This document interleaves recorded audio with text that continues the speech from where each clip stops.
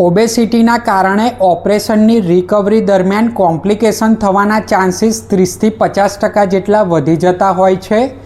આ કોમ્પ્લિકેશનમાં ઓપરેશનના ઘા રૂઝાવામાં તકલીફ પડવી તેમજ ઓપરેશનના ભાગે ચેપ લાગવો જેવા કોમ્પ્લિકેશન થવાના ચાન્સીસ વધી જતા હોય છે. આ ઉપરાંત ઓબેસિટીના કારણે ઓપરેશન દરમિયાન નાખેલા ઇમ્પ્લાન્ટ્સ ઉપર વધારે લોડ પડવાથી તે ઇમ્પ્લાન્ટનું લૂઝ થઈ જવું તેમજ ઇમ્પ્લાન્ટનો આવરદા ઓછો થઈ જવો તેમજ ઇમ્પ્લાન્ટ બેન્ડ થઈ જવા અને ઇમ્પ્લાન્ટનું તૂટી જવું જેવા કોમ્પ્લિકેશન થવાના ચાન્સીસ પણ વધી જતા હોય છે.